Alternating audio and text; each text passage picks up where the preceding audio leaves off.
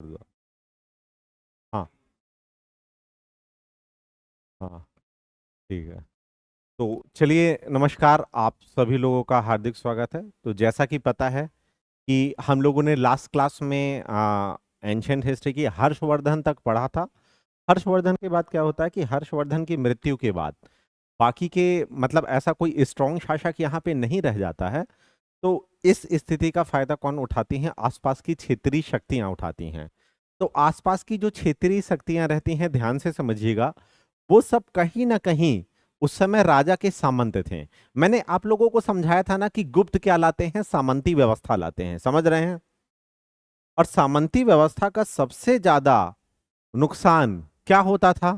सामंती व्यवस्था का सबसे ज्यादा नुकसान ये होता था कि आगे चल करके 10 साल बाद सामंत ही क्या बन जाया करता था? राजा बन जाता था। और जब जब राजा कमजोर होगा, राजा दो कारण से ही कमजोर होगा, या तो उसको कोई दूसरी शक्ति परास्त करेगी, और या तो वो अपने जमीन से ही कमजोर हो जाएगा। दोनों स्थिति में राजा कौन बनेगा? अगला सामंत बनेगा।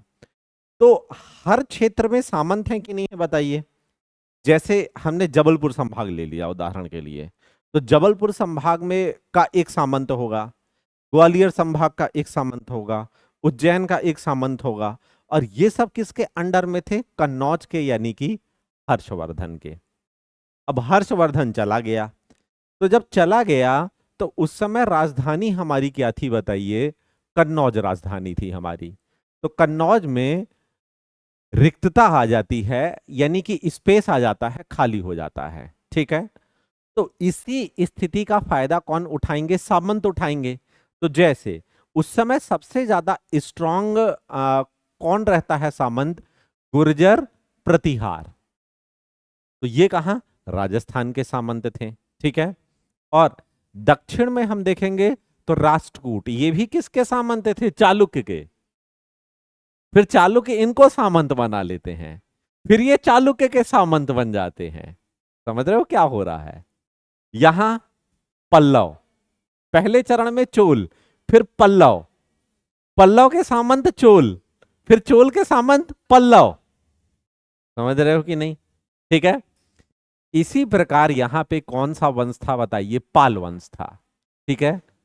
तो हर्षवर्धन चला गया, पहले यहां शशांक था। अब शशांक की छुट्टी हो गई तो कौन आया बताइए? पाल आया। ये भी उनके सामंत थे। समझ रहे हो कि नहीं? ठीक है। अब पाल के सीमंत कौन थे? सेन। तो पाल चले जाएंगे तो कौन आएगा बताइए? यहां पे सेन आएंगे। समझ रहे हो? तो इस समय हर्षवर्धन के जाने के बाद यहां पे सबसे स्ट्रांग तीन सामंत रह गए। कौन? एक, दो, तीन। और तीनों बराबरी स्ट्रांग के क्या है बताइए? सामंत हैं। तो तीनों के बीच लड़ाई होगी कि नहीं? तो इसी को बोला जाएगा त्रिपक्षीय संघर्ष, जिसमें से जिसे हम लास्ट क्लास में देखा था। ठीक है। बहुत डिटेल में देखा था। अगर घर जाके आपको एक बार रिवीजन कर लिए होंगे। ठीक है। घर में किया रिवीजन आप लोगों ने? आपने देखा? आपने पूरा देखिए। आपने प्रिया जी, निधि जी, उसको नोट कर लिया? मतलब समझ लिया क्या क्या हो रहा है? सब समझ में आ रहा है ना? आप लोगों ने कुछ भी नहीं समझ में आएगा तो पूछ लीजिएगा, एक बार नहीं कई बार पूछ लीजिएगा, है ना? जैसे टाइम नहीं रहता तो क्लास के बाद हमें यहीं रोक लीजिए कि सर 2 मिनट रुकिए, और यहीं क्लास में पूछिए कि सर ये यहाँ पे मेहर भोज कैसे आ गया, क्या किया। ठीक है। अब देखो, अब यहाँ पे कौन जीतता है? कल की क्लास में हमने देख लिया था फाइनली कौन जीतता है बताइए? गुर्जर प्रतिहार जीतते हैं। ठीक है। लेकिन आगे चल करके गुर्जर प्रतिहार भी क्या हो जाते हैं? कमजोर हो जाते हैं। ठीक है। तो अब शासन कौन करेगा? देखो, पूरा शासन यहां पे कौन बैठ गया है बताइए? जीपी बैठ गया है, यानी कि गुर्जर प्रतिहार बैठ गया है। तो जितने भी सामंत होंगे तो ऑटोमेटिकली किसके अंडर में आ जाएंगे? गुर्जर प्रतिहार के अंडर में आ जाएंगे। ठीक है। लेकिन अब गुर्जर प्रतिहार क्या होंगे? कमजोर होंगे। तो जितने भी सामंत होंगे ये क्या हो जाएंगे? स्वतंत्र को राजा घोषित कर लेंगे। और ये सभी इस समय कौन थे बताइए? राजपूत थे। समझ में आ रहा है? ठीक है। इसलिए इसे क्या बोला जाता है? राजपूत काल। और चूंकि ये मध्यकाल के जस्ट पहले का समय है, इसलिए इसे बोला जाता है पूर्व मध्यकाल। चूंकि प्राचीन भारत इतिहास का अंतिम चैप्टर है, इसलिए इसे बोला जाता है उत्तर प्राचीन काल। तीन नाम बोला जाता है। समझ में आया? लेकिन मुख्य रूप से हम सबसे ज्यादा इसे हाईलाइट करते हैं राजपूत काल से। ठीक है, अब यहां पे क्या है बताइए, केंद्रीय सत्ता कमजोर होगी तो क्षेत्रीय राजा उभरने लगेंगे। ठीक है, तो यहां पे आपका रहता है कौन बताइए, चेदी। तो चेदी में कौन आ जाते हैं, कलचुरी। ठीक है, यहां पे आपका अजमेर में चहमान वंश, या जिसे क्या कहते हैं, चौहान, जहां से आएंगे पृथ्वीराज चौहान। ठीक है, ये सब किसके सामंत हैं, प्रतिहारों के सामंत हैं, होंगे ना गुर्जर प्रतिहार के। सोचने की, जैसे एग्जाम में प्रश्न पूछता है कि पूछता है ये किनके सामंत थे, किनके सामंत थे राजपूत काल में, तो ये 6 लोग पूरे किसके सामंत थे, गुर्जर प्रतिहार के सामंत थे। ठीक है, क्लियर है ना, उसके, है ना। हाँ, और यहां पे कौन आ जाएगा, कन्नौज में, कन्नौज में गहड़वाल वंश आ जाएगा। कौन आ जाएगा, गहड़वाल वंश आ जाएगा। ठीक है, यहां चहमान या चौहान वंश आ जाएगा। ठीक है, यहां कौन आ जाएगा बताइए, कलचुरी वंश। अब हमारा पूरा त्रिपुरी तक जो फैला है, जो त्रिपुरी आप जिस धरती पे बैठे हैं, ये कलचुरियों की भूमि है। आ रहा है समझ में, और इनकी कुल देवी हुआ करती थी काली जी, तो इसलिए बोला जाता है कलचुरी। कलचुरी मतलब होता है काली जी की छुरी, दैट इज कलचुरी। ये उनका क्या था बताइए, वंश का क्या था नाम। और ये सब थे कौन बताइए, राजपूत थे। समझ में आ रहा है, ठीक है। आपका ये चेदी आ गया, तो चेदी में कौन आ जाएगा, चंदेल वंश, जिन्होंने खजुराहो के मंदिरों का क्या करवाया है बताइए, निर्माण कराया है। खजुराहो के मंदिर का निर्माण किसने कराया है, चंदेल शासकों में। हम देखेंगे एक एक मंदिर को किसने बनाया है, और उस मंदिर का, है ना, एक क्लास एक्स्ट्रा लगाएंगे किसी दिन आर्ट एंड कल्चर का, एंशियंट हिस्ट्री का आर्ट एंड कल्चर, जिसमें पढ़ाया जाएगा स्तूप क्या है, गुप्त काल के मंदिर क्या है। समझ में आ रहा है। फिर उसके बाद खजुराहो का मंदिर का विशेष लेक्चर रहेगा, कंदरिया महादेव का मंदिर में कौन से भगवान है, कैसे बने हैं। सोचिए क्या उनकी ज्योमेट्री, मतलब खजुराहो का जो मंदिर है, मतलब क्या उनकी ज्योमेट्री थी, क्या इनकी ट्रिग्नोमेट्री थी, कि सूर्य की पहली किरण सीधे जाकर के कंदरिया महादेव के शिवलिंग पे पड़ती है, तो सबसे पहला शिव अभिषेक सूर्य की किरणों से होता है। उसके पट खुलते हैं और सूर्योदय की पहली किरण सीधे जाकर के, कभी आप मतलब गए हैं खजुराहो वगैरह, अरे पास ही में, तो बगल में यहीं, ट्रेन में बैठो, मुश्किल से 4 घंटे में कहाँ पहुंच गए, खजुराहो, और दिन भर घूमो। हाँ, ऐसे ये धूप वूप में मत जाना, नहीं परेशान हो जाओगे वहां बहुत। जिस दिन मौसम मौसम अच्छा रहेगा तो निकल जाना। ट्रेवल करने से हमारा माइंड एक्सप्लोर करता है। जैसे जब हम आपको मंदिर पढ़ाएंगे तो इतना डिटेल में पढ़ाएंगे कि अभी आप मंदिर जाते हो तो सिर्फ देवता दिखते हैं, लेकिन जब पढ़ा देंगे तो उसके बाद मंदिर में एक एक जगह है, एक एक चीज समझ में आ जाएगी, कि मंदिर के ऊपर जो शिखर बनाते हैं, वहां कहीं चंदा मामा को बैठा देते हैं, कहीं कलश बना देते हैं, कहीं नुकीला पोर्शन बना देते हैं। आ रहा है समझ में, हर एक एक स्थान का कुछ महत्व है। तो फिर वो जा करके आप वहां उस डिवाइन एनर्जी को फील करोगे। फिर आप कभी भी मंदिर जाओगे ना, तो 15 से 20 मिनट वहां स्पेंड करोगे।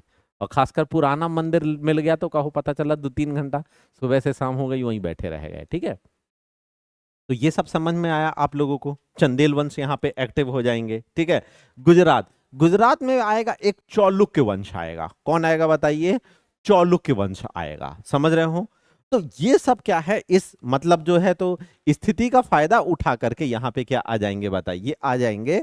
और यहाँ मालवा, मालवा में कौन आ जाएंगे, परमार आ जाएंगे। मालवा में कौन आएंगे बताइए, परमार। यहीं पे एक बहुत प्रसिद्ध शासक आएगा, यशोवर्मन, जिसके बारे में आपसे एग्जाम में क्या करता है बताइए, मतलब पूछता है। समझ में आया। तो इतने सारे, मतलब ये जो है आपके, ये टोटल 6, कितने 6, तो इन 6 को एक एक करके हम क्या करेंगे, पढ़ेंगे। समझ में आ रहा है। तो सबसे पहले हम देख लेते हैं गुर्जर प्रतिहार को, क्योंकि अभी देखो हम पाल देख चुके हैं, याद करना आप, सेन देख चुके हैं हम। ठीक है, लेकिन इसी बीच में क्या चालू हो गया था, गुर्जर, ये त्रिपक्षी संघर्ष। तो त्रिपक्षी संघर्ष में हमने यहाँ के केवल उन्हीं राजा को बताया जो त्रिपक्षी संघर्ष में पार्टिसिपेट किया, यहाँ के उसी राजा को बताया जो त्रिपक्षी संघर्ष में पार्टिसिपेट किया, यहाँ के उसी राजा को बताया जो त्रिपक्षी संघर्ष को पार्टिसिपेट किया। तो पिछले के पिछले लेक्चर में पाल और सेन को देख चुके हैं। आज हम किसको देखेंगे बताइए, मतलब अब लाइन से गुर्जर प्रतिहार को देखते हैं, और फिर उसके बाद दक्षिण इंडिया में हमने राष्ट्रकूटों को देख लिया था। ठीक है, फिर उसके बाद जितने यहाँ पे बचे हुए लोग हैं, है ना, ये अब मध्य प्रदेश की भी हिस्ट्री यहाँ पे कवर होगी। कैसे कवर होगी? मालवा का भी परमार कवर हो जाएगा, कलचुरी के चेदी के मतलब जो है कलचुरी, और झिझाक भुक्ति के चंदेल, ये यही इंडियन हिस्ट्री में ही कवर हो जाएंगे, यहाँ पे डिटेल में बता देंगे। ठीक है, तो आप लोग हेडिंग डालिए गुर्जर प्रतिहार वंश। नहीं, इसके पहले राजपूतों की उत्पत्ति देख लो थोड़ा सा, कि आखिर कॉन्सेप्ट क्या है राजपूतों की उत्पत्ति का सिद्धांत।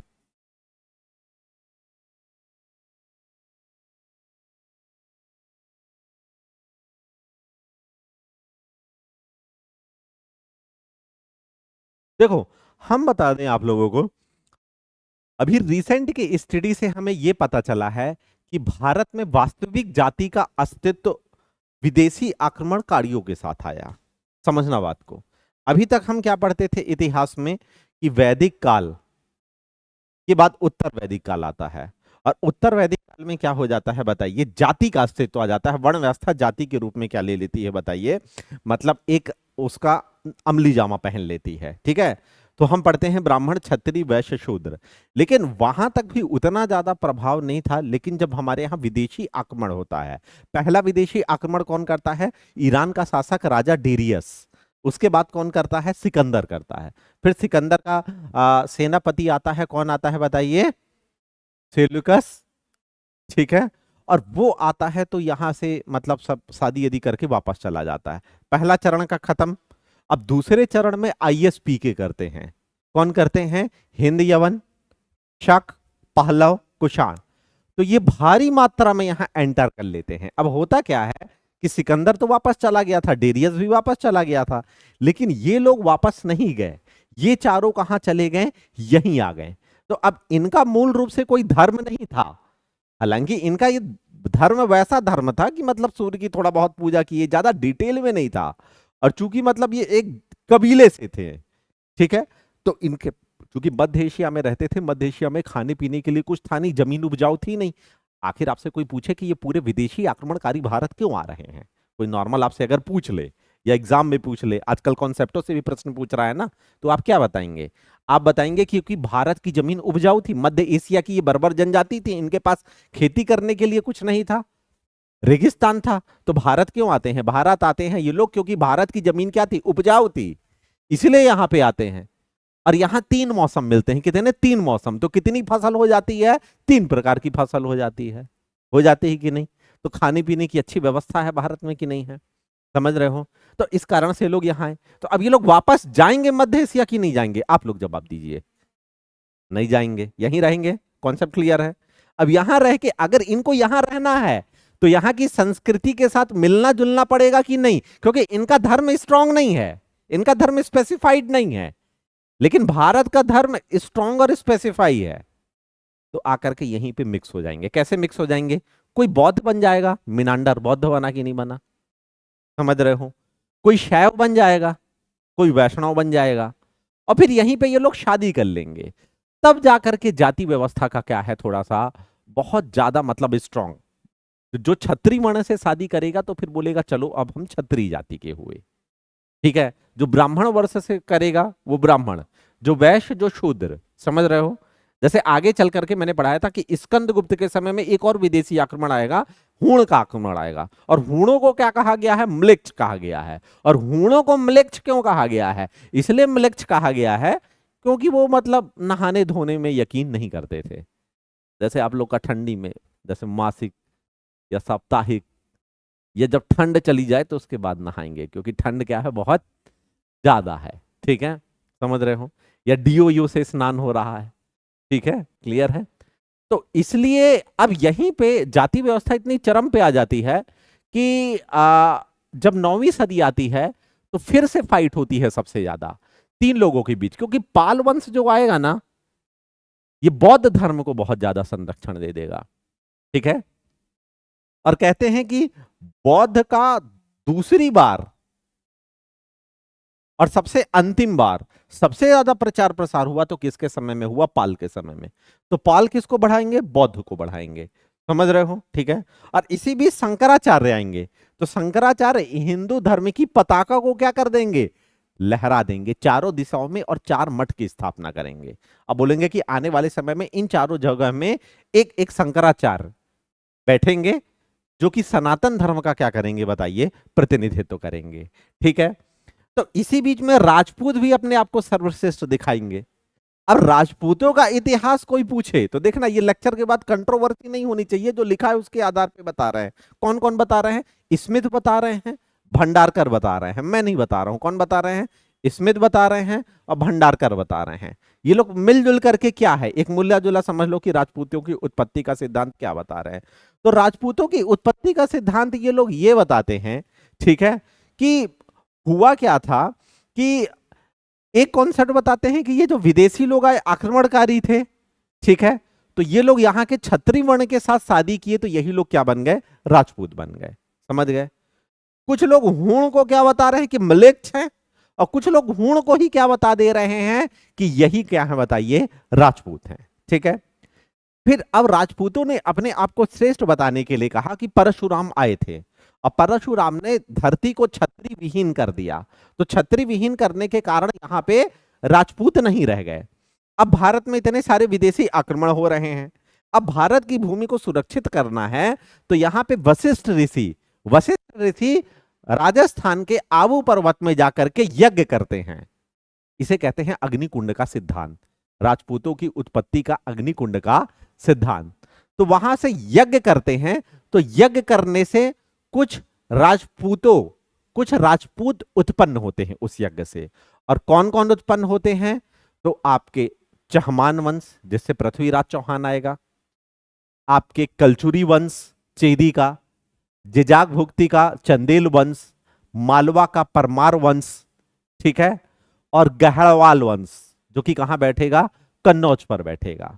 ठीक है, तो इन सब की उत्पत्ति होती है, और यही क्या कहलाते हैं? राजपूत कहलाते हैं। ठीक है, फिर आगे आकर के भंडारकर जी कहते हैं कि धर्म की लड़ाई चल रही है 9वीं शताब्दी में। वहां से शंकराचार्य हिंदू धर्म को लेके आगे बढ़ रहे हैं, पाल किसको लेके आगे बढ़ रहे हैं? बौद्ध धर्म को। अब बौद्ध धर्म के साथ 6वीं शताब्दी में एक नास्तिक संप्रदाय भी उत्पन्न हुआ था। जब हम पढ़ाएंगे ना वेद पुराण उपनिषद और भारतीय दर्शन, जिसमें भारत के 6 दर्शन, सांख्य दर्शन, योग दर्शन, ये सब जब पढ़ाएंगे तो वहां पे डिटेल में बताएंगे आप लोगों को। तो ये 6 नास्तिक दर्शन जो हैं, तो ये आने वाले समय में बौद्ध में समाहित हो जाते हैं। तो नास्तिक और बौद्ध का पलड़ा भारी पड़ रहा है कि नहीं? ठीक है, तो इन्होंने क्या किया हिंदू धर्म ने, कि बौद्ध वालों को और बौद्ध के साथ साथ जो दूसरे नास्तिक थे, इनको सबको उठा करके किस में डाल दिया? राजपूत में। कि आप लोग किस में आ जाइए बताइए? राजपूत में। ठीक है, तो इस प्रकार से मतलब ये लोग भी किस में शामिल हो गए? राजपूत। आगे चल करके यही राजपूत कहलाए। कौन? बौद्ध, और बौद्ध के साथ साथ नास्तिक संप्रदाय के लोग। ठीक है, फिर आगे चल करके ये कहा जाता है कि जब हर्षवर्धन का पतन हुआ, तो हर्षवर्धन के पतन के साथ कई जगह के राजा डाउन हो गए, सामंत राजा बन गए। समझ गए? और ये सामंत और कोई नहीं थे, ब्राह्मण थे। और इसी के साथ साथ कई पुरोहित जो राजा के परामर्शदाता थे, तो राजा डाउन हुआ तो पुरोहित ही राजा बन गए। तो चूंकि पुरोहित ये किस संप्रदाय से थे? ब्राह्मण से थे। और इन्होंने तलवार उठा ली, किस लिए? राज्य की रक्षा करने के लिए। तो ये कहलाएंगे ब्रह्म राजपूत। तो ये भंडारकर जी कह रहे हैं कि राजपूतों की उत्पत्ति ब्राह्मणों से हुई है। ये और कोई नहीं बल्कि कौन है बताइए? ब्रह्म राजपूत हैं। और आगे चल करके इन्होंने राजपूतों का कल्चर क्या कर लिया बताइए? अडॉप्ट कर लिया। तो राजपूतों की उत्पत्ति का सिद्धांत समझ में आया क्या क्या है? अलग अलग लोग अलग अलग, लेकिन राजपूत लोग मालूम क्या कहते हैं? राजपूत लोग कहते हैं कि अग्निकुंड का सिद्धांत सही है। हम लोग यज्ञ कुंड से क्या है? अपनी श्रेष्ठता, क्योंकि हर धर्म और हर जाति अपनी श्रेष्ठता स्थापित करेगा कि नहीं करेगा बताइए? ठीक है, जैसे एक व्यक्ति होता है धार्मिक और एक होता है धार्मिक कट्टरवादी। तो जो व्यक्ति धार्मिक है वो तो ठीक है, अपने धर्म को मान रहा है, पूजा पाठ कर रहा है, ठीक है। लेकिन व्यक्ति खतरनाक कौन है? धार्मिक कट्टर खतरनाक है। धार्मिक कट्टर मतलब समझ रहे हो? शशांक, शैव नहीं था शशांक, शशांक कट्टर शैव था। और कट्टर शैव का प्रमाण कहां से मिलता है? कि बोधि वृक्ष को उठा के गंगा नदी में बहा दिया, लो बुद्ध का ज्ञान भी बह गया, बुद्ध भी बह गया, टाटा बाय बाय। तो ये कट्टर हुआ कि नहीं? भाई तुम शैव धर्म को मानो, कोई मना नहीं कर रहा है, लेकिन दूसरे का काय उखाड़ के फेंक दे रहे हो, समझ रहे हो। इसी प्रकार गौतम बुद्ध की कुछ वस्तुएं भी थी। जैसे एक जगह शिला थी, वहां गौतम बुद्ध का अच्छा लंबा पांव का ऐसा निशान बना था। जैसे आप चित्रकूट जाते हैं तो राम भारत के मिलाप में आज भी राम और भारत के पद चिन्ह बने हैं। देखा है, कोई गया घूमा है, यूट्यूब में मिलेगा, वहां बने हुए हैं। तो ऐसे ही गौतम बुद्ध का पद चिन्ह एक जगह है। तो उसको पत्थरा को उठाया और बोला ये भी हर हर गंगे, बहा दिया उसमें, समझ रहे हो। तो गौतम बुद्ध से संबंधित शशांक के जीवन का उद्देश्य ही था कि गौतम बुद्ध से संबंधित जितनी चीजें मिल रही हैं सबको गंगा मैया में क्या कर दो, बहा दो। तो ये शैव हुआ कि कट्टर शैव हुआ, है ना। जैसे आज भारत में देखते हैं ना, कई लोग धर्म को लेकर के क्या है बताइए, बहुत ज्यादा अति कट्टरवादी हो जाते हैं। तो समझ में आए। तो राजपूतों ने भी अपने आपको श्रेष्ठ बताने के लिए कौन सा सिद्धांत बोला कि अग्निकुंड का सिद्धांत क्या है, सही है। समझ में आया आप लोगों को। तो ये था मोटा मोटा क्या राजपूतों की उत्पत्ति का क्या था बताइए, सिद्धांत था। अब हम आगे बढ़ते हैं, गुर्जर प्रतिहार वंश को डिटेल में देखते हैं। यहाँ पे तो आप लोग हेडिंग डालेंगे गुर्जर प्रतिहार वंश।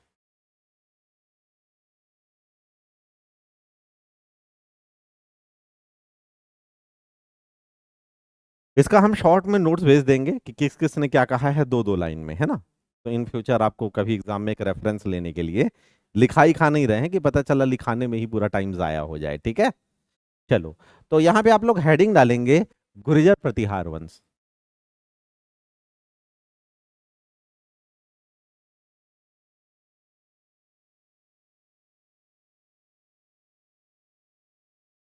ठीक है। तो राजपूत वंश में या राजपूत काल में जो सबसे शक्तिशाली शासक हुए वो कौन हुए, गुर्जर प्रतिहार। इसका प्रमाण कौन दे रहा है, त्रिपक्षीय संघर्ष। क्योंकि त्रिपक्षीय संघर्ष में अंतिम रूप से कौन विजित हुआ, मिहिर भोज, दैट इज गुर्जर प्रतिहार। तो इसलिए सबसे शक्तिशाली राजपूत कौन हुआ, ये। अब आने वाले जितने भी 6 लोग मैंने बताया है, चहमान हुए, चंदेल हुए, कलचुरी हुए, परमार हुए, समझ में आ रहा है, गहड़वाल हुए, तो ये सब लोग किसके सामंत रहेंगे, गुर्जर प्रतिहार के सामंत रहेंगे। ठीक है, क्लियर है। अब अब बात आती है कि आखिर गुर्जर प्रतिहार लोग मतलब आए कहां से। तो मूल रूप से ये कहां से आए बताइए, राजस्थान के थे। कहां के थे, इनका मूल निवास स्थान क्या था बताइए, राजस्थान था। अब राजस्थान तो मतलब था, लेकिन इसी के साथ साथ आखिर ये मतलब मुख्य रूप से कहां से आए। तो जैसे मैंने अभी अभी आप लोगों को समझाया कि कुछ लोग कह रहे हैं कि विदेशी हैं। कौन है बताइए, विदेशी हैं। समझ में आ रहा है।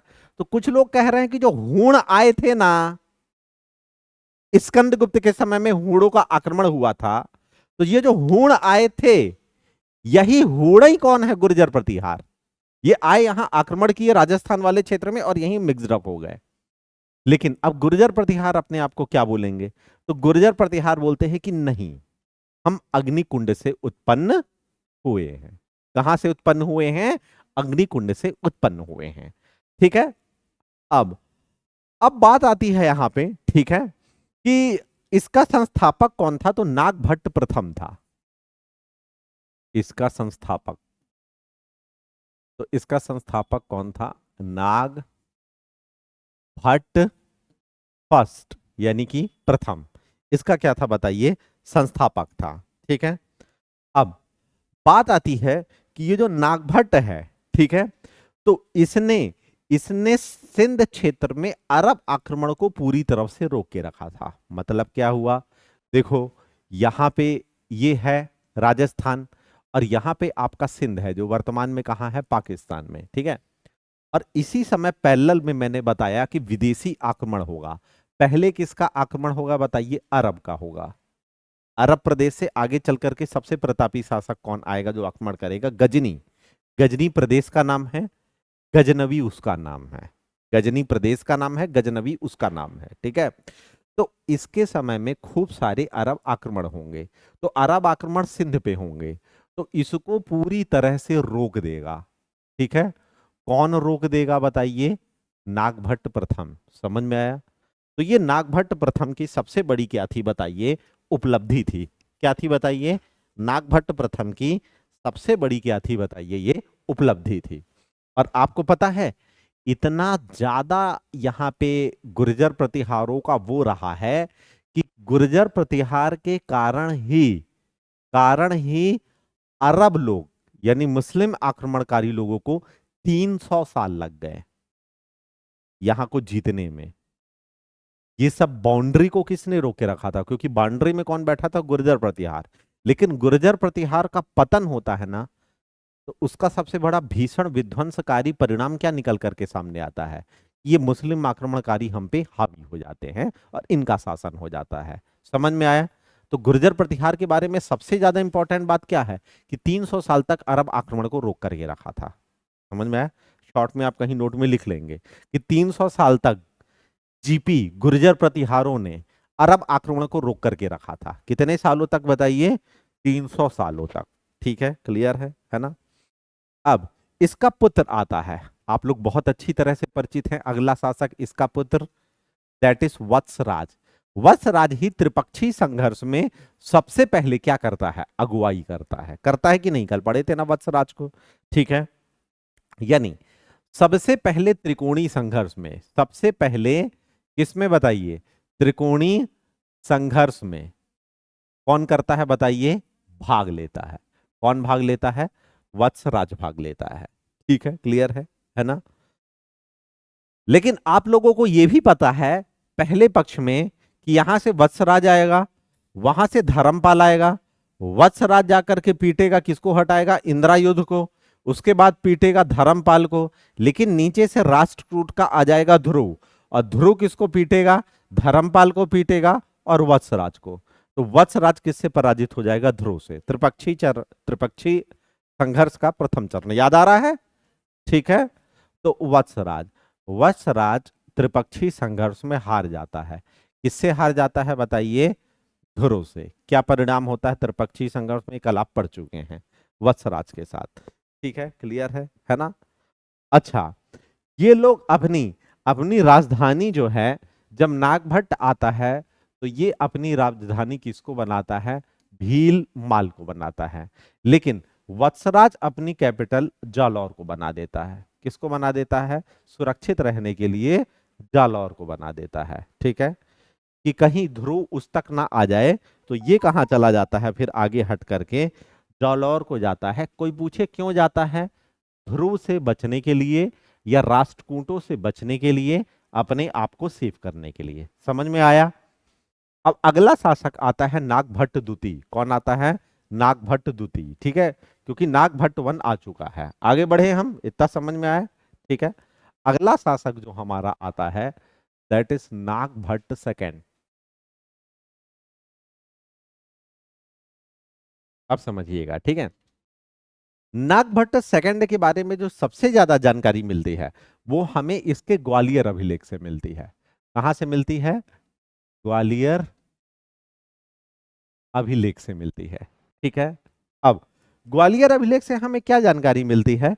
हमें यह जानकारी मिलती है कि नागभट्ट ने त्रिपक्षीय संघर्ष में, याद करिए, नागभट्ट त्रिपक्षीय संघर्ष में जीत जाता है और कुछ समय के लिए अपनी राजधानी किसको बना देता है? कन्नौज को बना देता है। कल हम त्रिपक्षीय संघर्ष में देखे थे। ठीक है, तो ये अपनी राजधानी किसको बना देता है? मतलब कन्नौज को बना देता है। ठीक है, क्लियर है ना? और यहां पे ये किसको बैठा देता है? मैंने बताया था ना कि जब जब कन्नौज में गुर्जर प्रतिहार आएंगे तो इंद्रायुध को बैठाएंगे, क्योंकि गुर्जर से गरजना और इंद्र, जैसे आपको भूले ना, मैंने समझाया था। तो ये किसको बैठा देगा कन्नौज में? इंद्रायुध को बैठा देगा। ठीक है, क्लियर है? चलिए, ठीक है। अब बात आती है कि कुछ समय बाद क्या होता है कि नागभट्ट हार जाता है राष्ट्रकूट शासक गोविंद सेकंड से। त्रिपक्षीय संघर्ष कल आप ऑलरेडी पढ़ चुके हैं। ठीक है, तो नागभट्ट आगे चल करके किसमें, ये सब कहां हो रहा है? त्रिपक्षीय संघर्ष में नागभट्ट के साथ। तो नागभट्ट सेकंड हार जाता है। किससे हार जाता है? राष्ट्रकूट शासक गोविंद सेकंड से। समझ में आया? ठीक है, तो इस प्रकार यहां पे नागभट्ट द्वितीय की क्या है बताइए? छुट्टी हो जाती है। ठीक है, इसके बाद अगला शासक आता है रामभद्र। बताइए रामभद्र के बारे में मैंने क्या बताया था कि गुर्जर प्रतिहार का सबसे ज्यादा कमजोर शासक। बताया था कि नहीं? और कल बताया था ना त्रिपक्षीय संघर्ष में कि ये युद्ध में भाग ही नहीं लेगा। क्या करेगा बताइए? भाग ही नहीं लेगा। और इस प्रकार ये जो रामभद्र जो है तो मतलब वो हो जाता है, समझ में आया? इसके बाद क्रांतिकारी शासक आएगा, दैट इज मिहिर भोज। कौन आएगा? मिहिर भोज आएगा। समझ में आ रहा है? ठीक है।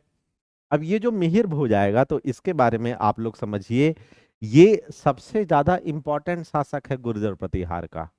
क्यों है? आप लोग उत्तर दीजिए, क्यों है? हाँ, क्योंकि ये त्रिपक्षीय संघर्ष क्या करता है? जीत जाता है। समझ में आया? ठीक है। तो ये त्रिपक्षीय संघर्ष को क्या करेगा बताइए? मिहिर भोज जीत जाएगा। और जीतने के साथ साथ, ठीक है, त्रिपक्षीय संघ कहाँ गया? मिहिर भोज। इसे मिहिर भोज फर्स्ट भी कहते हैं, ठीक है। ये त्रिपक्षीय संघर्ष को क्या करेगा? जीत जाएगा फाइनली। इसलिए ये सबसे ज्यादा क्या कहलाएगा बताइए? शक्तिशाली शासक कहलाएगा। ठीक है। अब इसी, ठीक है, इसी के साथ हम देखेंगे तो इसी के साथ समकालीन शासक जो रहेंगे तो वहां पे राष्ट्रकूट में कौन रहेगा? कृष्ण सेकंड और अमोघ वर्ष रहेगा। ये हम त्रिपक्षीय संघर्ष में देख चुके हैं और उनसे कैसे संघर्ष होगा और फाइनली जीत जाएगा, ये मैं आप लोगों को पहले ही क्या है बताइए पढ़ा चुका हूं। ठीक है। चलो, अब बात आती है कि इसके समय में एक अरबी यात्री आता है, आपसे बहुत एग्जाम में पूछता है, मोस्ट आईएमपी, जिसका नाम क्या रहता है? सुलेमान। तो आपसे पूछता है कि सुलेमान नामक अरबी यात्री किसके समय में भारत में आया? तो आप क्या बताएंगे कि राजा मिहिर भोज प्रथम, जो कि गुर्जर प्रतिहार शासक था, उसके समय में कौन आता है बताइए? अरबी यात्री सुलेमान। और अपनी यात्रा विवरण लिखता है। और अपनी यात्रा विवरण में वो मालूम क्या बताता है? वो बताता है कि गुर्जर प्रतिहार के पास बहुत ज्यादा घुड़सवार सैनिक हैं, इनके पास घोड़ों की सेना बहुत ज्यादा है, इसलिए गुर्जर प्रतिहार को अश्वपति कहा जाता था। अश्वपति मतलब समझते हो? ये एक सांकेतिक शब्द है जिसका मतलब जिसके पास घोड़े सबसे ज्यादा है। समझ में आया? तो सुलेमान क्या बता रहा है कि गुर्जर प्रतिहार के पास बहुत ज्यादा घोड़े हैं, घुड़सवार सेना है। अच्छा, एक चीज और जान लो, यहाँ पे डिटेल में बता देते हैं। गुर्जर प्रतिहार के पास सबसे ज्यादा घोड़े थे, इसलिए इन्हें अश्वपति कहा जाता था। कन्नौज जो राजधानी थी, तो कन्नौज में हाथी सबसे ज्यादा थे। और कन्नौज में हाथी कहां से आ रहे हैं समझ रहे हो? मगध से आ रहे हैं। पहले मगध में सबसे ज्यादा हाथी थे, अब मगध से राजधानी कन्नौज हुई तो हाथियों को कन्नौज ले आ दिया जाएगा। और ये कन्नौज के हाथी सामान्य हाथी नहीं थे, ये प्रशिक्षित हाथी थे। किसके लिए? युद्ध के लिए। आपको पता है ना, हाथी बहुत ज्यादा इंटेलिजेंट मतलब जो है तो है, समझ रहे हो? उसको आप जैसा सिखाओगे, जो सीखोगे वो क्या है बताइए? सीख जाएगा। लर्निंग एटीट्यूड उसमें बहुत ज्यादा है। तो कन्नौज को कहा जाता था गजपति। क्या कहा जाता था? गजपति। और उत्कल चले जाओ, उड़ीसा, तो वहां के लोग लड़ने में बहुत तेज थे, सैनिक बहुत तेज लड़ते थे, तो उनको कहा जाता था नरपति। समझ में आया? नरपति उत्कल के सैनिक, गजपति कन्नौज की गज सेना, अश्वपति गुर्जर प्रतिहार की अश्व सेना या घुड़सवार सैनिक। आ रहा है समझ में? घुड़सवार सैनिक मतलब घोड़ा को सैनिक ही चलाएगा ना, कि घोड़ा खुद ही चल लेगा? इसमें कंफ्यूज मत होना। घोड़ा के साथ उसको चलाने वाला, जैसे गाड़ी अपने आप चली जाएगी, ड्राइवर लगेगा ना, तो घोड़े के साथ भी ड्राइवर लगेगा। समझ रहे हो? लेकिन महाराणा प्रताप का घोड़ा बिना ड्राइवर के चलता था। आगे बताएंगे। बिना ड्राइवर के चलता था, किसके लिए? महाराणा प्रताप के लिए। टेस्ला गाड़ी था, ऑटोमेटिक था वो। ठीक है। चलो, आगे बढ़ते हैं हम। अगला शासक आएगा बताइए, महेंद्रपाल। कौन आएगा? महेंद्रपाल। इतना समझ में आया? अगला शासक आएगा महेंद्रपाल। ठीक है। अब ये जो महेंद्रपाल है तो इसके बारे में मतलब समझिएगा, ठीक है। तो मिहिर भोज का पुत्र है। किसका पुत्र है बताइए? मिहिर भोज का पुत्र है। ठीक है। ये पालो से उनका पूरा क्षेत्र छीन लेगा। पालो का क्षेत्र, पालो का क्षेत्र पूरा ये क्या कर लेगा बताइए? छीन लेगा। इसका मतलब पूरा बिहार और पूरा उड़ीसा इसके कब्जे में आ जाएगा। किसके कब्जे में आ जाएगा बताइए? महेंद्रपाल में। मतलब कन्नौज से लेकर के ये कहां तक पहुंच गया है? पूरे वहां डेड एंड तक जीत गया है। ठीक है, बहुत इंपॉर्टेंट, इससे सबसे ज्यादा एग्जाम में पूछता है, क्योंकि इसका महेंद्रपाल का दरबारी कवि है जिसका नाम है राजशेखर। और राजशेखर बहुत बड़े महान कवि रहे हैं, क्योंकि इन्होंने कई प्रकार की रचना रची है। सबसे ज्यादा इनकी इंपॉर्टेंट जो रचना है वो क्या है? कर्पूर मंजरी। और कर्पूर मंजरी की जो भाषा है वो प्राकृत भाषा है। कैसी भाषा है बताइए? प्राकृत भाषा। एग्जाम में पूछता है कि राजशेखर किसके दरबारी कवि हैं, तो आप क्या आंसर बताएंगे? क्या बताएंगे? महेंद्रपाल के। ठीक है, चलो अब बात आता है, इन्होंने बाल रामायण लिखा है। क्या लिखा है बताइए? बाल रामायण लिखा है। अब बाल रामायण की भाषा क्या होगी बताने की आवश्यकता नहीं है मुझे। क्या होगी? संस्कृत होगी। समझ में आया? ठीक है, और विद्वसाल भंजिका लिखा है। ये सभी रचनाएं बहुत इंपॉर्टेंट हैं। विद्वसाल भंजिका लिखा है किसने भैया? राजशेखर ने। ये सब कौन लिख रहा है बताइए? राजशेखर लिख रहा है। ठीक है, और इसके साथ इन्होंने भुवन कोश और हरविलास लिखा है। ये दोनों इनके काव्य हैं। समझना, ये सब क्या थे? हमारे नाटक थे। और ये काव्य संग्रह मतलब कविता संग्रह। तो कविता संग्रह में इन्होंने लिखा है, भुवन कोश लिखा है, और भुवन कोश के साथ साथ एक रचना इनकी है हरविलास। क्या है बताइए? हर विलास। ठीक है, और एक ये कविता है, एक है काव्य मीमांसा। काव्य मीमांसा। तो ये राजशेखर बहुत ही ज्यादा इंपॉर्टेंट कवि हैं, इनकी रचना आप लोग क्या करिए? लिख लीजिए। ठीक है, इससे महेंद्रपाल इतना ज्यादा प्रभावित था, किससे? राजशेखर से, कि ये अपनी बहन, यानी कौन बताइए? महेंद्रपाल। कौन? महेंद्रपाल की बहन। और उसकी बहन का नाम क्या है? अवंतिका सुंदरी। ये बहुत ही ज्यादा खूबसूरत थी, तो अवंतिका सुंदरी की शादी कर देता है। वेट्स किससे कर देता है? राजशेखर से। तो राजशेखर किसका दामाद बन जाता है? महेंद्रपाल का। समझ में आया? तो महेंद्रपाल दामाद बन जाता है किसका? राजशेखर का। सॉरी, राजशेखर दामाद बन जाता है महेंद्रपाल का। महेंद्रपाल इससे प्रभावित होकर के अपनी अपनी बहन की शादी अवंतिका सुंदरी की किससे कर देता है? किससे कर देता है? राजशेखर से। तो महेंद्रपाल से एग्जाम में कभी भी पूछेगा तो किसका जिक्र आएगा? राजशेखर का। तो किसका जिक्र आएगा? रचनाओं का। तो किसका जिक्र आएगा? अवंतिका का। समझ में आया? ये पूरा डिटेल है महेंद्रपाल के बारे में। ठीक है, फिर इसका पुत्र बनता है कौन बताइए? महीपाल। कौन बनता है बताइए? महीपाल। तो अगला कौन है? महीपाल। ये इतना क्लियर हो गया आप लोगों को? आगे बढ़े।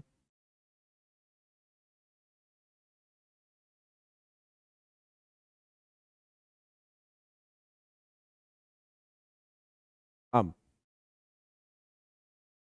महीपाल के बाद इसका पतन हो जाता है, तो समझना। आगे बढ़े। ठीक है, अगला शासक इसी का पुत्र है। ठीक है, जो कि कौन है बताइए? महीपाल। ठीक है, अब यहां ये कमजोर हो जाते हैं। महीपाल जो है तो एक कमजोर शासक था, तो इस स्थिति का फायदा उठाने कौन आएगा बताइए? इनसे पुराना बदला कौन लेगा? देखो, पालों की तो इनने छुट्टी कर दी, पाल रह नहीं गए। अब वहां पे नाम मात्र के लिए कौन बैठ गया है? सेन बैठ गया है। लेकिन राष्ट्रकूट की अंतिम शक्ति बची रहेगी कि नहीं बची रहेगी? तो राष्ट्रकूट अपने अंतिम दौर में जाकर के किससे लड़ते हैं? इससे। तो एक शासक लड़ेगा राष्ट्रकूट का, जिसका नाम क्या रहेगा? इंद्र तृतीय।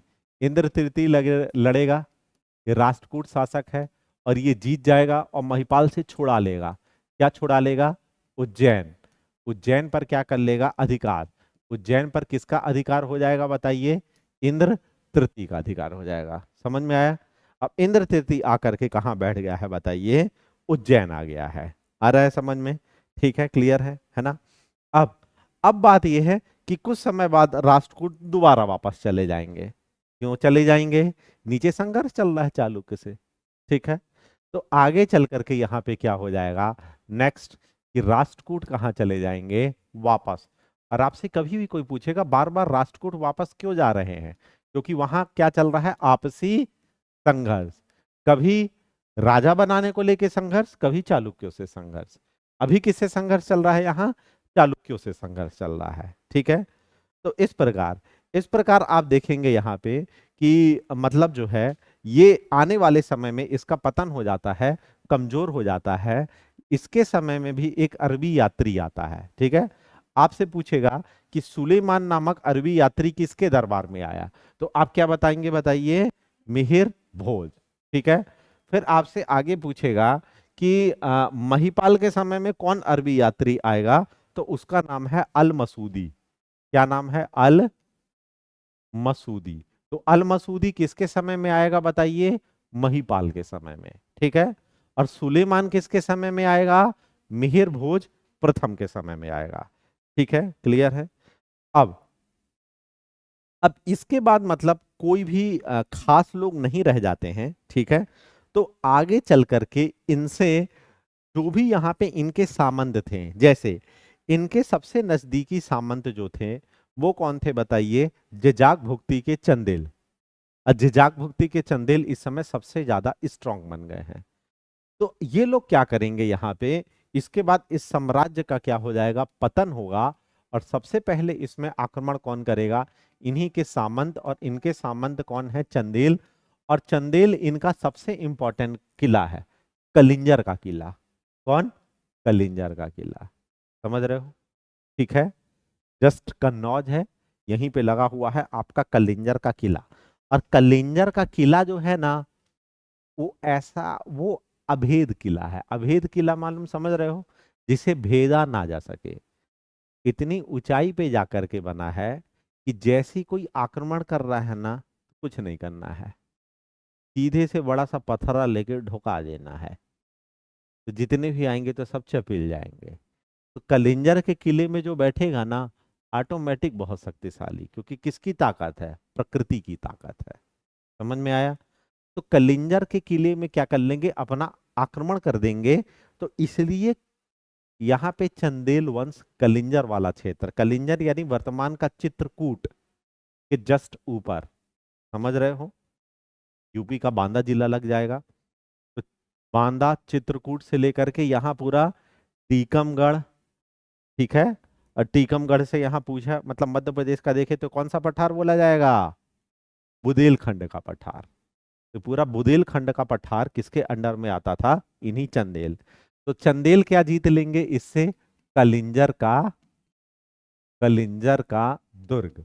और ये अपने आप को स्वतंत्र घोषित कर देंगे, और स्वतंत्र घोषित करके चंदेल वंश की स्थापना कर देंगे। तो समझ में आ रहा है ना ये लोग आ कहाँ से रहे हैं? ठीक है, जैसे बुकों में अलग अलग लिखा रहता है ना कि ये वंश आप बुक उठाएंगे, वो आ कहाँ से रहे हैं वो आपको क्या होना चाहिए? पता होना चाहिए। ठीक है, क्लियर है ना? तो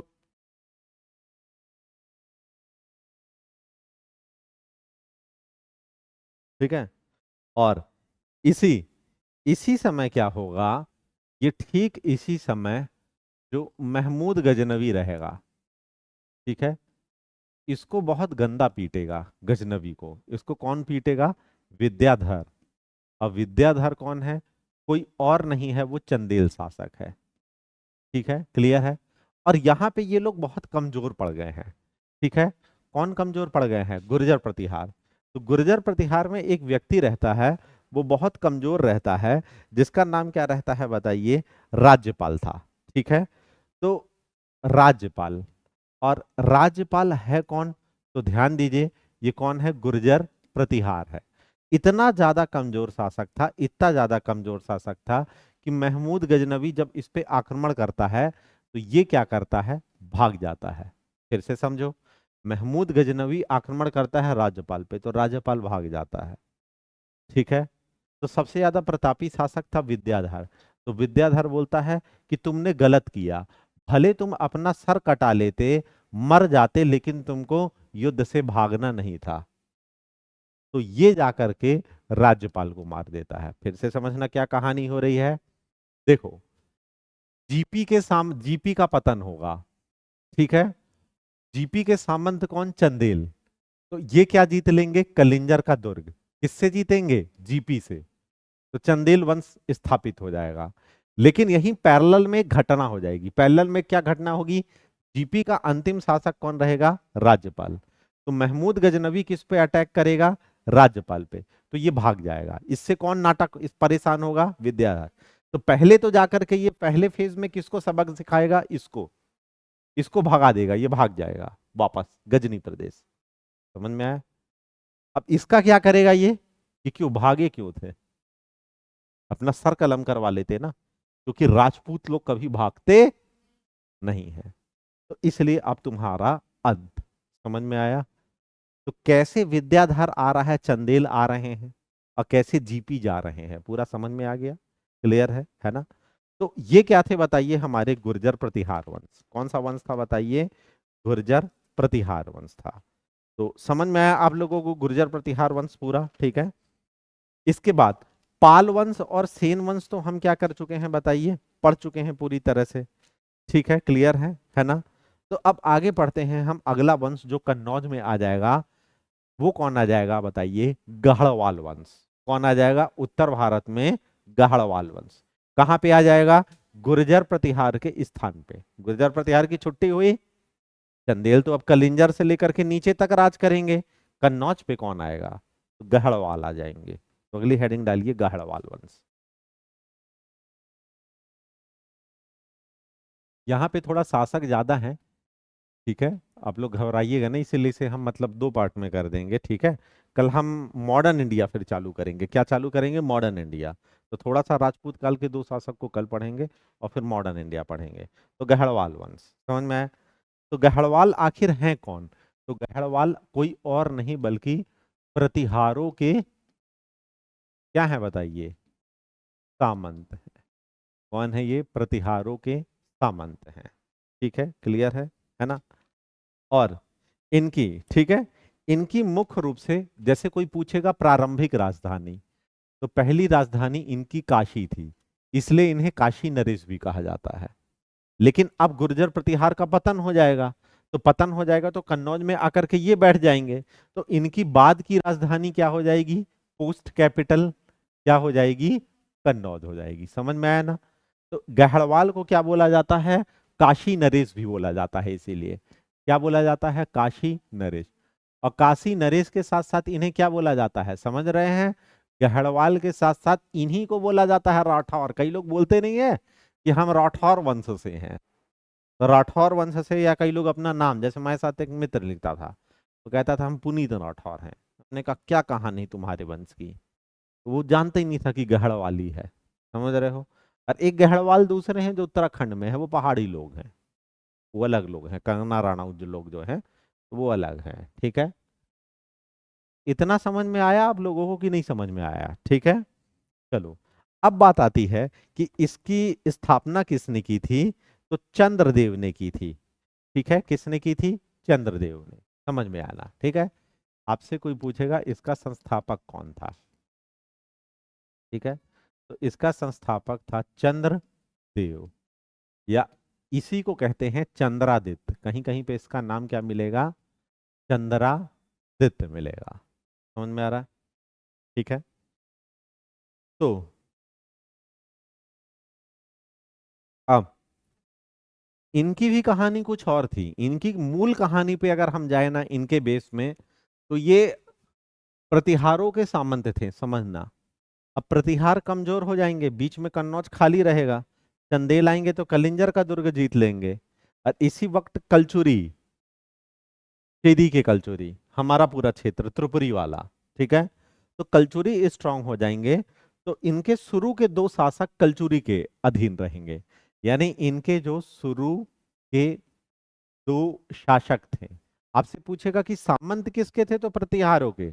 लेकिन ये मजबूत नहीं थे, तो सपोर्ट किसका लिए थे? कलचुरी। तो शुरू के इनके जो दो शासक थे वो किसके अधीन थे बताइए? कलचुरी। कलचुरी के क्या थे बताइए? अधीन थे। समझ में आ रहा है? तो शुरू के दो शासक किसके अधीन थे? नाम अगर आप जानना चाहें तो यशो विग्रह और महीचंद। यशो विग्रह यशो विग्रह, और दूसरा कौन बताइए, मही चंद। और तीसरा कौन आएगा बताइए, ये पहला था, ये दूसरा था, और तीसरा कौन आएगा, चंद्रदेव। तो वो गढ़वाल वंश की स्थापना करेगा, कहाँ पे, कन्नौज में। और ये लोग कहाँ पे थे, काशी पे थे। सपोर्ट किसका था, कलचुरी का था। कलचुरी भी अपनी शक्ति का बहुत ज्यादा विस्तार करते हैं। आगे कलचुरियों का इतिहास हम पढ़ेंगे ना, तो मध्य प्रदेश का इतिहास हुई आपका, यहाँ पे चीजें क्या होंगी बताइए, कवर अप होंगी सब। ठीक है, क्लियर है ना। चलो, आगे बढ़ते हैं हम। तो इसने, महीचंद ने उपाधि भी धारण की थी, नरप। कौन सी उपाधि धारण की थी, नरप। ठीक है, तो ठीक है, चलो अब हम आगे बढ़ते हैं। तो आगे हम देखते हैं, ठीक है। तो जो चंद्रादित्य रहता है, तो चंद्रादित्य क्या करता है बताइए, स्थापना करता है, किसकी स्थापना करता है, गढ़वाल वंश की। इसको ऐसे ब्रैकेट में बदल दीजिएगा, लिख दीजिएगा इनका क्या बताइए, इतिहास। किसका इतिहास, गढ़वालियों का इतिहास, समझ रहे हो। ठीक है, वापस से हम किस पे आ गए बताइए, चंद्रादित्य पे। ठीक है, तो तो ये भी क्या करता है बताइए, स्वतंत्र रूप से क्या करता है बताइए, स्थापना करता है। और बहुत बड़े क्षेत्र पे ये कब्जा करता है, समझना। यहाँ पे कन्नौज है, यहाँ पे अयोध्या है, यहाँ पे काशी है, या इसे आप भी कर लो, वाराणसी कर लो। और इसी के साथ यहाँ पे इंद्रप्रस्थ है। इंद्रप्रस्थ को वर्तमान में हम क्या कहते हैं, दिल्ली। इतने पूरे क्षेत्र में कब्जा कर लिया था, किसने कब्जा कर लिया था बताइए, चंद्रदेव ने। तो चंद्रदेव का आप ऐसे करके क्षेत्र और मैप में दिखा देंगे। ठीक है, कन्नौज, अयोध्या, वाराणसी और दिल्ली, समझ में आया। ठीक है, यहां तक ये पहुंच गया था। ठीक है, क्लियर है। अब आगे चल करके, अब जब चंद्रदेव स्वतंत्र होगा, तो कलचुरी इसको पीटेंगे कि नहीं पीटेंगे, क्योंकि इसकी शक्ति का विस्तार हो रहा है, कहां तक पहुंच गया है, ये दिल्ली तक। तो ये दिल्ली तक पहुंच गया है, तो इसको कौन पीटेगा बताइए, कौन पीटेगा, जो यहाँ, मतलब जो अभी यहाँ पे शक्तिशाली है वही पीटने लगेगा। चंदेल तो संतुष्ट है वहां से।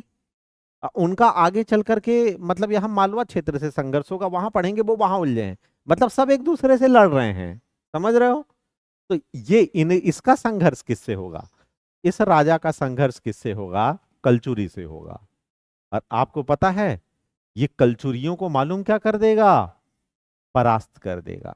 कलचुरियों को क्या कर देगा, परास्त। अब परास्त करके उपाधि धारण करेगा। काहे की उपाधि धारण करेगा, बहुत इंपॉर्टेंट, एग्जाम में पूछता है। ठीक है, नरपति, गजपति, त्रिशंकुपति। नरपति, गजपति, त्रिशंकुपति। नरपति, गजपति और त्रिशंकुपति, ये सब जो उपाधियां हैं ना, ये सब उपाधि एक्चुअली कलचुरी धारण किए थे। तो जब ये कलचुरियों को मार देगा ना, तो कलचुरी की उपाधि कौन धारण कर देगा बताइए, ये। अब ये क्यों ये सब उपाधि धारण कर रहे हैं इतने क्षेत्रों में, अभी बताया था ना नरपति गजपति का कॉन्सेप्ट, त्रिशंकुपति। ठीक है, तो जब ये मार देगा तो बोलेगा कि ये कलचुरी इस कारण से इंपॉर्टेंस था इनका। तो चलो, इनकी उपाधि अब कौन धारण करता है, मैं धारण करता हूं। ठीक है, अगला शासक आएगा कौन बताइए, दूसरा मदनपाल। इतना समझ में आया इसके बारे में, आगे बढ़े। अगला शासक आएगा कौन बताइए, मदनपाल, दूसरा शासक। हालांकि आएगा तो चौथा, क्योंकि शुरू के तो दो कलचुरी के अधीन थे। लेकिन गढ़वाल वंश की स्वतंत्र स्थापना किसने की, चंद्रदेव ने। तो इसलिए हम वहां से फर्स्ट काउंट करेंगे। तो दूसरा हमारा कौन होगा बताइए, मदनपाल। मदनपाल के बारे में कुछ नहीं पढ़ना है, क्योंकि ये अत्यंत कमजोर शासक था। तो इसे बंदी बना लिया था। किसने बंदी बना लिया था, बंदी किसने बनाया था, बंदी इसे तुर्कों ने। तुर्कों ने। तो इसका बेटा आएगा, वो उसको छुड़ाएगा। तो अगला मदनपाल के बाद अगला शासक कौन है, गोविंद चंद। तो गोविंद चंद आएगा, तो गोविंद चंद जो रहता है तो शक्तिशाली शासक रहता है, ये भयंकर शक्तिशाली शासक रहता है। तो सबसे पहले क्या करेगा बताइए, इनसे लड़ेगा। लड़ेगा तो ये बोलेंगे ये तो स्ट्रांग है, और साथ में फिर कुछ पैसे भी दे देगा। लेकिन बदले में क्या बोलेगा, बाप को रिहा कर दो। तो बाप क्या हो जाएगा, आजाद। तो हंसेगा। ठीक है, क्लियर है, समझ में आया। ठीक है, इसके समय में बहुत भयंकर तुर्क आक्रमण होगा, किसके, गोविंद चंद के समय में।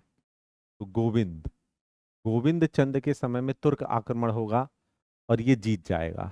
किससे बताइए? तुर्क। और ऐसा किताबों में मिलता है कि इस समय तुर्क सरदारों से इसकी लड़ाई हुई थी, मसूद थर्ड से। किससे लड़ाई हुई थी? मसूद थर्ड से। इसका सरदार आया था लड़ने के लिए। मुस्लिम में बादशाह लड़ने नहीं आता है, अपने सरदार यानी सेनापति को भेजता है। ठीक है, तो इसकी लड़ाई किससे हुई थी बताइए? मसूद तृतीय के सेनापति से लड़ाई हुई थी, और उसको क्या कर दिया था इसने? हरा दिया था, यानी कि परास्त कर दिया था। ठीक है, क्लियर है ना? अब आगे चल करके ये, ठीक है, किसको जीत लेगा? पूर्व में पाल क्षेत्र को भी जीत लेगा। जीत लेगा कि नहीं जीत लेगा बताइए? पूर्व में पाल क्षेत्र। और पाल की राजधानी क्या थी बताइए? बिहार में मुंगेर। तो उसको भी क्या कर लेगा बताइए? ये जीत लेगा। ठीक है, और मैंने बताया कि इसने ये भी कलचुरियों की उपाधि धारण करेगा। समझ में आ रहा है? क्योंकि इसकी भी लड़ाई कलचुरी से होगी। किससे लड़ाई होगी बताइए?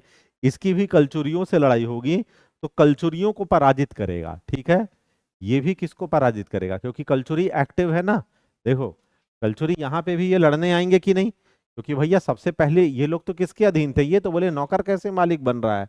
तो ये कलचुरियों को परास्त करके उपाधि धारण करेगा। तो ये गोविंद चंद बहुत शक्तिशाली शासक था, तो ये कलचुरियों को भी क्या करेगा बताइए? परास्त। और परास्त करके ये भी उपाधि धारण करेगा। और काहे की? वही सब उपाधि यार, नरपति, गजपति, है ना, त्रि शंकुपति। समझ में आ रहा है ना? मतलब अपने आप को स्ट्रांग बनाएगा। ये सबसे ज्यादा शक्तिशाली था। कोई पूछेगा सबसे ज्यादा शक्तिशाली शासक कौन गढ़वाल में? तो गोविंद चंद। कौन सबसे ज्यादा शक्तिशाली शासक बताइए? गोविंद चंद। आ रहा है समझ में? यानी कि यहां पर ये तक मिलता है कि इसने जाकर के, ठीक है, कश्मीर में और चोल में इन दोनों से मित्रता संबंध स्थापित किए थे। ठीक है, इसके हमें मित्रता संबंध मिलते हैं। मित्रता संबंध या मैत्री संबंध किस किस से मिलते हैं बताइए?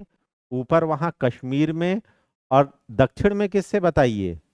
चोल से। ये सब जानकारी हमें कहाँ से पता चल रही है? ठीक है, तो ठीक है, गंगडे चोलपुरम मंदिर है, वहां से मिल रही है। जहां चोलों का शासक है वहां गंगडे चोलपुरम मंदिर, वहां मंदिर में एक अभिलेख है। उस अभिलेख में क्या लिखा है कि जो गढ़वाल वंश का गोविंद चंद है उसकी मित्रता किससे है? चोलों से है, कश्मीर में। उत्तर में कश्मीर से लेकर के दक्षिण में कहा? चोल। तो कश्मीर से लेकर के कन्याकुमारी तक इसका शासन था एक तरह से। अब चोल तो प्रतापी थे, तो उनसे लड़ेगा क्या? नहीं लड़ेगा। तो उनसे क्या स्थापित कर लेगा बताइए? ठीक है, मतलब अपना ये। ठीक है, अब दिल्ली में भी इसका अधिकार है, किसका बताइए? इसी का। ठीक है, तो इस प्रकार से मतलब ये बहुत ही ज्यादा क्या है बताइए? इंपॉर्टेंट है। इसके बाद अगला आता है विजयचंद, और विजयचंद के बाद आएगा जयचंद। और जयचंद का नाम आप सुनते हैं ना, कि जयचंद्र जो है, तो पृथ्वीराज चौहान की लड़ाई सुनते हैं ना, तो वही जयचंद है। ये समझ रहे हो कि नहीं? ठीक है, तो विजयचंद आएगा, और विजयचंद के बाद जयचंद। और जयचंद की लड़ाई किससे होगी बताइए? वहां पृथ्वीराज चौहान से होगी। समझ में आया? क्योंकि इसी समय पैरेलल में अजमेर में कौन सा? चौहान वंश, जिसे हम चहमान कहते हैं, वो उदय हो जाएगा। ठीक है, तो गोविंद चंद के बाद अगला कौन है? हमारा अगला शासक है विजय चंद। ठीक है, विजय चंद के बारे में हम अगर बात करें, तो मुख्य रूप से ये जो विजय चंद है, तो यही लड़ाई लेगा किससे बताइए? तोमर वंश के चौहानों से। ठीक है, तो उस समय जो चौहान शासक थे वो कौन थे बताइए? विग्रह राज फोर्थ। तो ये इसकी इसकी लड़ाई होगी। ठीक है, तो इसकी लड़ाई किससे होगी बताइए? तोमर से। किससे होगी बताइए? तोमर से। विजय चंद अगला शासक है, आप लिख लेंगे। और इसकी लड़ाई किससे होगी? तोमर वंश। और तोमर वंशी लोग कौन है बताइए? चौहान, पृथ्वीराज चौहान तृतीय। समझ रहे हो? तो इसकी लड़ाई किससे होगी? तोमर से। और तोमर में उस समय जो है उसका नाम है बीसल देव। किससे लड़ाई होगी? बीसल देव से। तो समझना बात को। कौन जीत जाएगा बताइए यहाँ पे? विजयचंद। अब ये नाराज हो जाएंगे कि नहीं? तो अगला शासक यहाँ पे आएगा कौन बताइए? जयचंद। तो जयचंद्र की लड़ाई किससे होगी बताइए? इसकी लड़ाई होगी आपके पृथ्वी राज चौहान तृतीय कहते हैं। आ रहा है समझ में? और इस प्रकार ये यहाँ पे जीत जाएगा। समझ में आया? ठीक है। तो समझना आप यहाँ पे बात को कुल मिला करके कि ये जो विजय चंद है, तो ये लोग खुद किससे मतलब जो है तो वो ले रहे हैं टक्कर, ऑलरेडी किससे टक्कर ले रहे हैं? तोमर वंश से। समझ में आ रहा है? ठीक है। तो ये तोमर वंश से, और तोमर वंश इस पे आक्रमण क्यों करेगा? क्योंकि तोमर चाहता था कि हम कहाँ पे बैठे बताइए? दिल्ली में बैठे। और दिल्ली किनके अधीन है? इसके अधीन। तो ये था हमारा कौन सा वंश बताइए? कन्नौज का गढ़वाल वंश। समझ में आया? ठीक है, क्लियर है। और ये जो थे ये लोग, आ रहा है समझ में? तो ये इनके बाद अब जो है तो एक्टिव कौन हो जाएंगे बताइए? चहमान वंश, यानी कि चौहान वंश। तो डिटेल में हम जयचंद को कहाँ पे देखेंगे? यहाँ चौहान में देखेंगे। ठीक है। तो आज के लिए इतना ही करते हैं।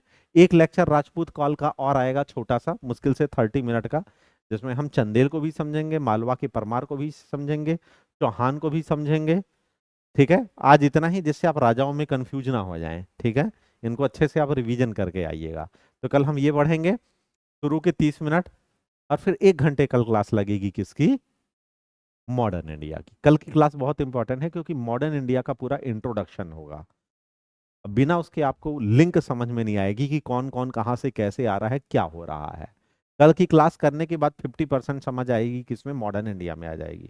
तो चलिए आज के लिए इतना है।